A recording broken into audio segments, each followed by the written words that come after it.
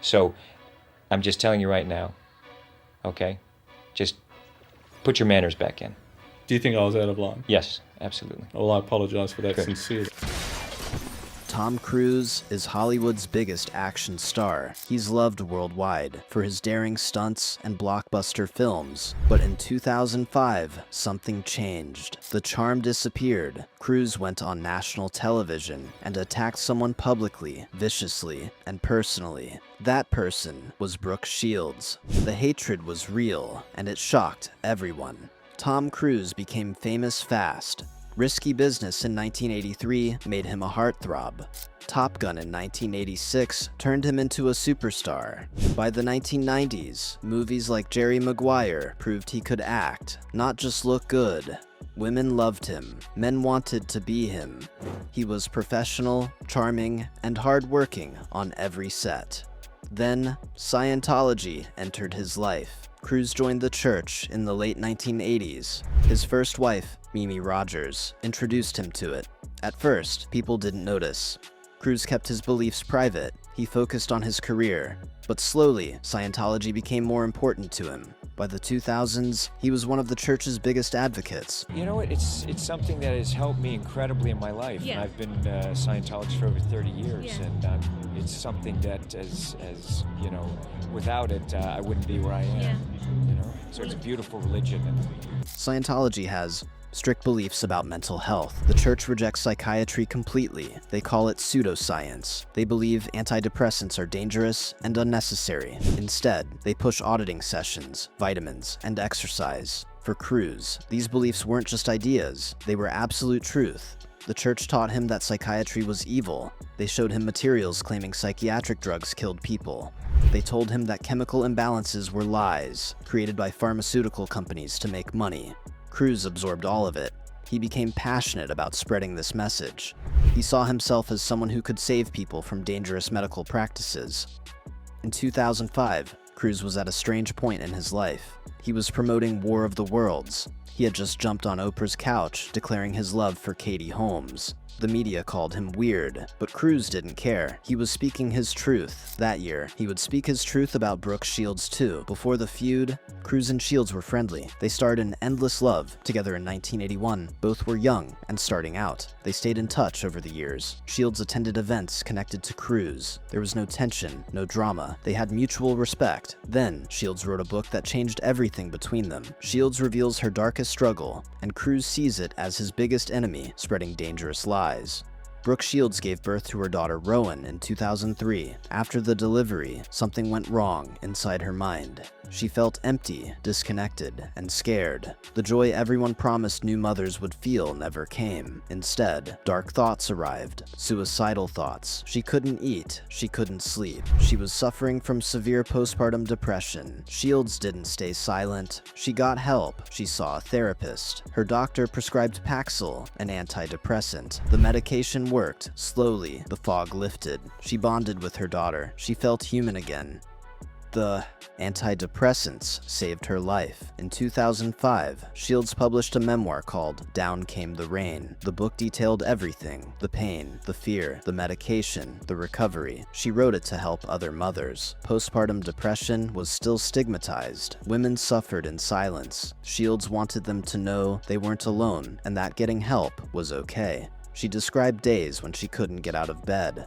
She talked about staring at her baby and feeling nothing. She admitted having thoughts of driving her car off a cliff. The honesty was brutal and necessary. Shields held nothing back because she knew other women needed to hear it. The book was honest and raw. Critics praised her bravery. Other mothers thanked her publicly. Television shows invited her to discuss postpartum depression. She became an advocate overnight. Medical professionals applauded her for bringing attention to a condition many people dismissed or misunderstood.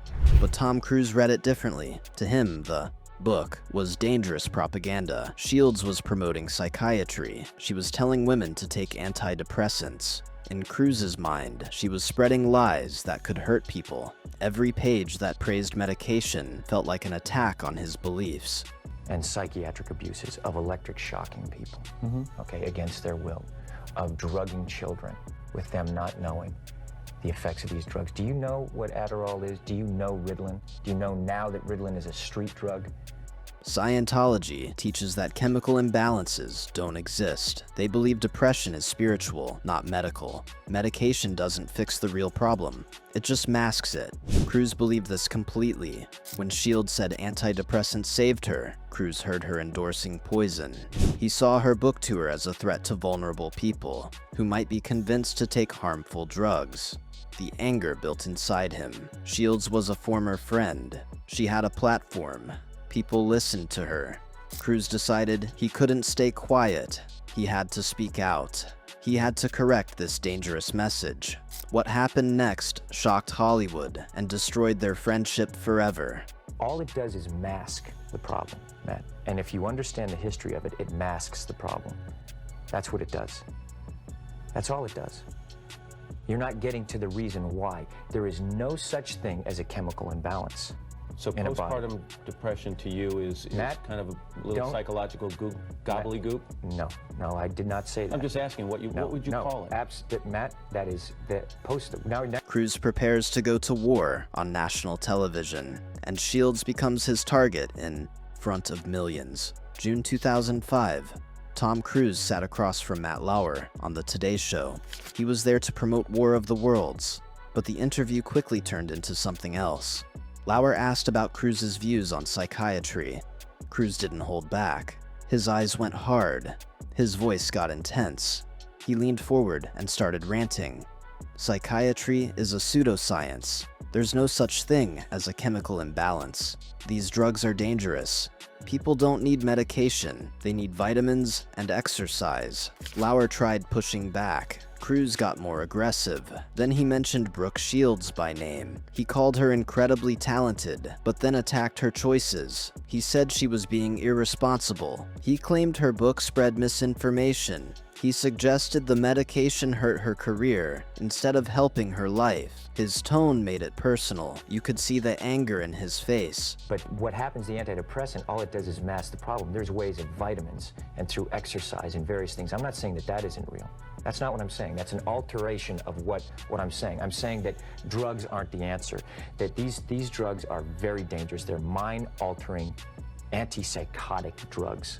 And there are ways of doing it without that so that we don't end up in a brave new world. Cruz kept going. He talked about psychiatry being Nazi science. He pointed his finger at the camera. His intensity was frightening. This wasn't a calm discussion. This was anger. This felt like hatred. Cruz seemed genuinely furious that Shields had promoted antidepressants to vulnerable new mothers. The thing that I'm saying about Brooke is that there's misinformation, okay? And she doesn't understand the history of psychiatry. She doesn't understand in the same way that you don't understand it, man.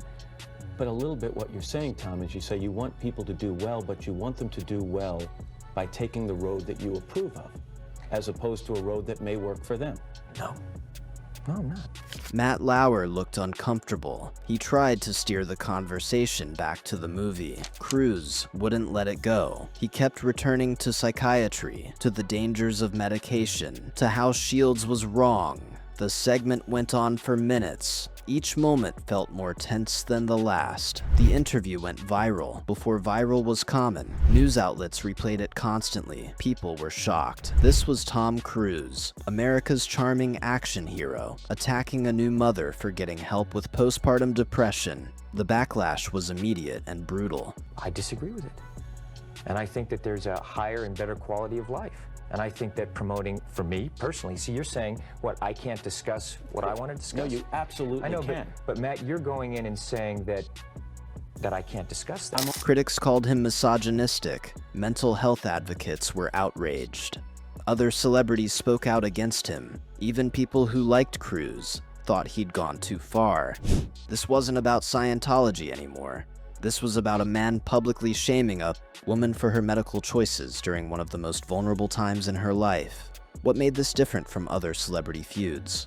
Cruise had tensions with Brad Pitt on the set of Interview with the Vampire. There were rumors of rivalry with John Travolta inside Scientology, but those were private. Behind closed doors, this was different. Cruise went on national television and named Brooke Shields. He attacked her unprovoked. She hadn't said anything about him. She just shared her story. That justifies that. Let me take this more general, because I think you and I could go around in circles on this for a while, and I respect your opinion on it. Do you want more people to understand Scientology? Would that be a goal of yours? You know what? Absolutely, of course. You know, How do you people, go about that? You just communicate about it. And the important thing is, like, you and I talk about it, whether it's, look, if I want to know something, I go and find out. Because I don't talk about things that I don't understand. I'll say, you know what? The hatred felt real because it was personal. Shields was his friend. She trusted him enough to be open about her struggles. Cruise took that vulnerability and weaponized it. He used her pain to promote his beliefs. That's what made people so angry. He didn't just disagree with psychiatry in general. He targeted a specific woman who had suffered and found relief. Shields fires back with words that cut deeper than Cruise expected, and the battle becomes legendary. Brooke Shields didn't stay quiet. Days after the Today Show interview, she responded. She wrote an op-ed for the New York Times titled War of Words. The piece was calm, measured, and devastating. While Cruise had been loud and aggressive, Shields was controlled and articulate. Shields defended her choices. She explained that postpartum depression is real. She said medication helped save her life. She detailed how dangerous the condition can be. She mentioned the women who don't get help and end up hurting themselves or their babies. She made it clear that Cruise's comments could prevent women from seeking treatment they desperately needed. You know what? It helped me. You know, he just gave people a reason to support me more. So in a way, I felt kind of more sorry for that because it backfired, you know? Then she addressed Cruise directly. She wrote that comments like his are a disservice to mothers everywhere. Women need support, not judgment from celebrities who don't understand their experiences. She pointed out that he had never experienced pregnancy, childbirth, or postpartum depression. His opinion came from ideology, not experience or medical training. He apologized, and again, you know, I'm like, hey, you made a mistake, but I was able to kind of profit from it. Maybe I wouldn't have ever written an op-ed piece. Who knows? Maybe the New York Times wouldn't have asked me. The best line came at the end. Shields wrote that Tom should stick to saving the world from aliens and let women experiencing postpartum depression decide what treatment is best.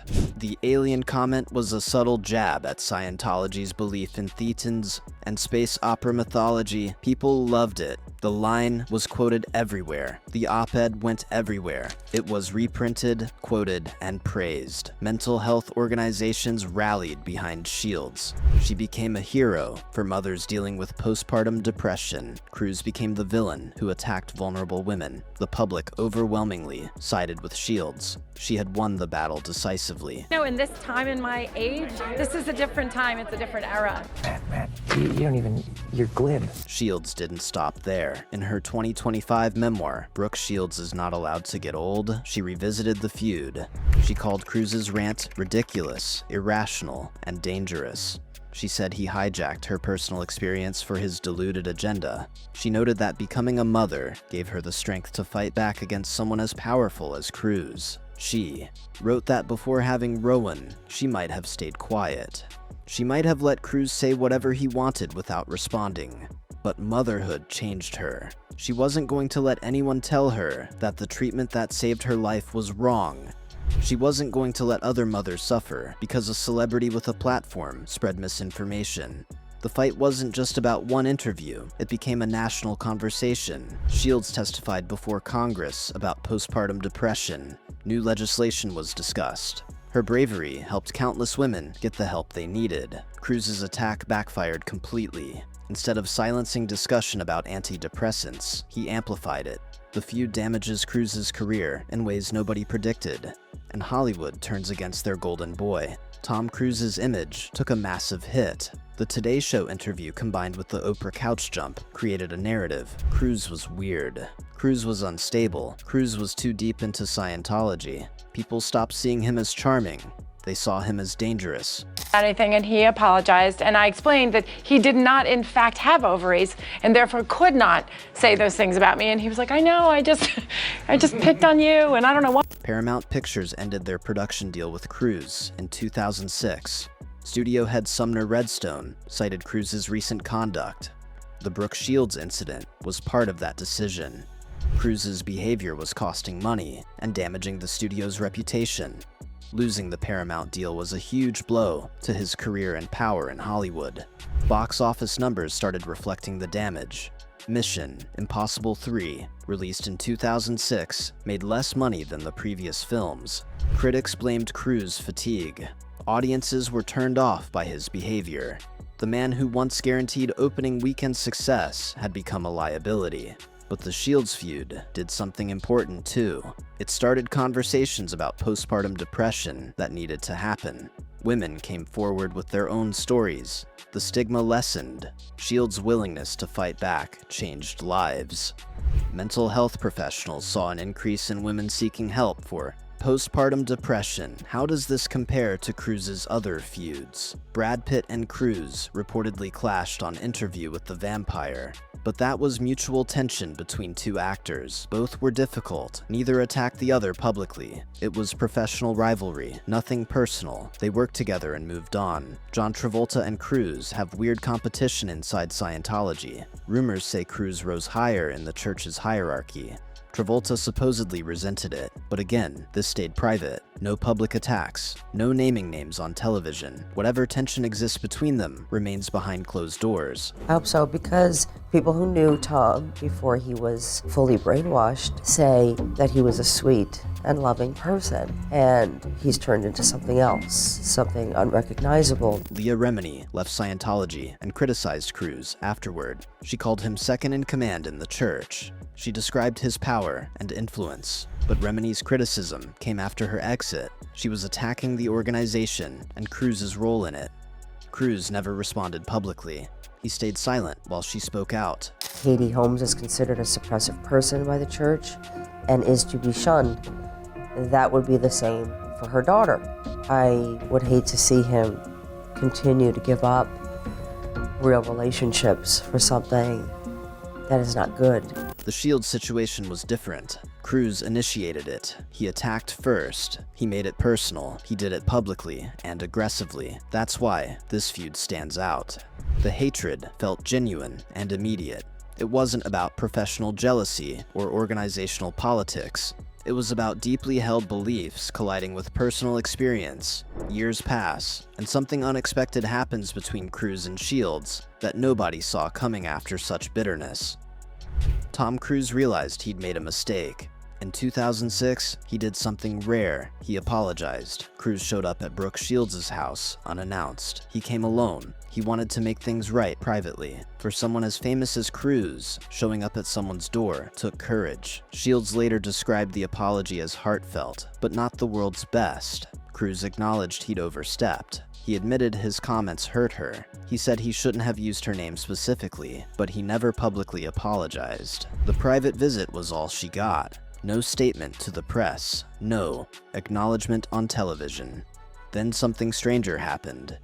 Katie Holmes personally invited Shields to her wedding with Cruise later that year. Shields accepted.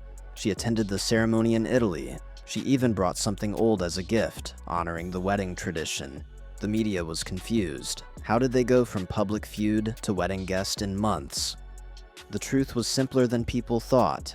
Shields understood Cruise's limitations. She knew his beliefs drove his actions. She didn't excuse what he said, but she understood where it came from. She accepted his apology because holding on to anger served no purpose. Life was too short to maintain grudges forever. Shields also appreciated that Cruise came to her personally. He didn't send a publicist or lawyer. He didn't issue a statement through representatives. He showed up at her door and faced her directly. That took some level of accountability, even if the public never saw it. Today, they're cordial. They're not close friends. But the feud is over. If they see each other at events, they exchange polite greetings. Shields stands by her criticism of his comments. She still believes he was wrong and dangerous, but she's moved on. The anger has faded, even if the memory remains. Cruise recovered his image through massive blockbusters. The Mission Impossible franchise saved his career. Ghost Protocol in 2011 reminded people why they loved him. Each subsequent film showed him doing more dangerous stunts. He rebuilt his reputation as a dedicated actor who risks his life for entertainment. The Weird Tom era ended. Shields continued advocating for maternal mental health. She spoke at conferences, wrote more books, and helped change laws around postpartum depression screening. The Feud, in a twisted way, gave her a bigger platform for the cause she cared about deeply.